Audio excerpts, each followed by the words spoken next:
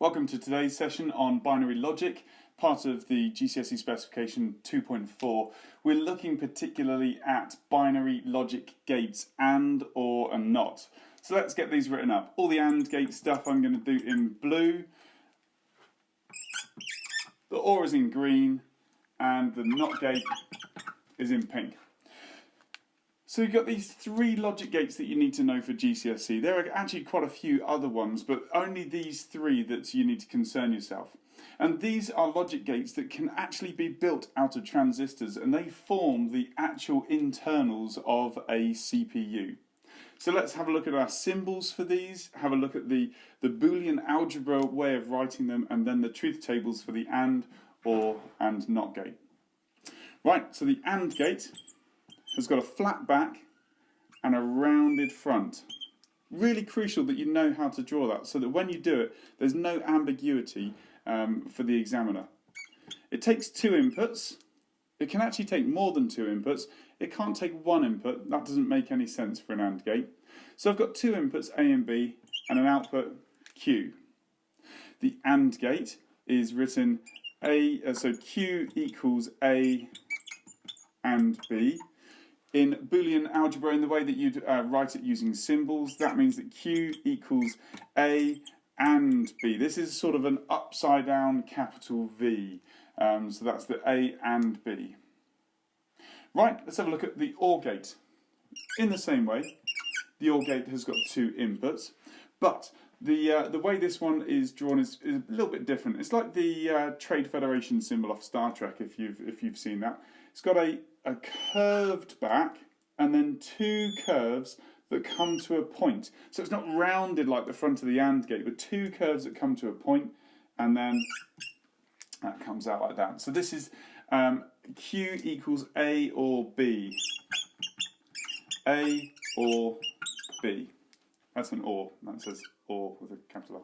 Q equals A or B. For the Boolean algebra way of writing this one, Q equals A, and our symbol is a bit like a capital V, just a bit bigger.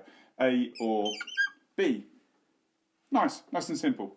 Let's have a look at the NOT gate. Now this one's super simple. It's only got one input, and whatever it does to that input, it reverses it.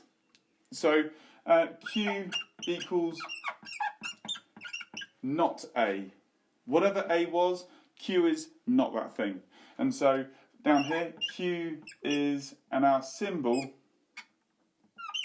is this weird sort of L on its side type crooked line shape. That line is actually on the keyboard, up the top of your keyboard, next to the number 1 near the escape. It's the key that you probably don't press for anything else. So that weird line is on your keyboard, you've probably just never noticed it. So Q equals not A. Each of these logic gates can have a truth table associated with them. Now, a truth table shows us how the situation is true or not. So this one's got two inputs, A and B, and it has an output, Q. We can have those two inputs shown, so let's say they're both off to start with, and then we turn one of them on, and then we turn the other one on, and then we turn them both on. And so that's all the different possibilities for having A and B as our two inputs. 0 means off, 1 means on.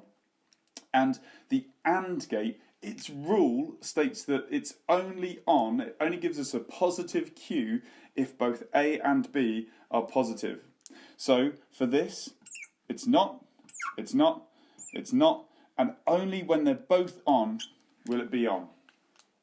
Similarly, with the OR gate, it has a different set of rules. So we've got our inputs, which are both off, one on, other one on, both on. A different set of inputs, the same set of inputs, but a different rule. And that rule for an OR gate is that either one of them can be on for the output to be on. And so in this instance, it's not. But then in every other instance, that logic gate is going to give us a positive signal when you've got either of these two giving you any kind of signal. Now a NOT gate is like the world's worst light switch. You want the lights to be off, so you switch the switch off, but they come on. So whatever, it's really contrary, whatever you've got as your input, be it an off or an on, the NOT gate gives you the opposite. So there you have it, the 3 logic gates that you need to know for your GCSE Computer Science exam, with their truth tables and with their Boolean algebra.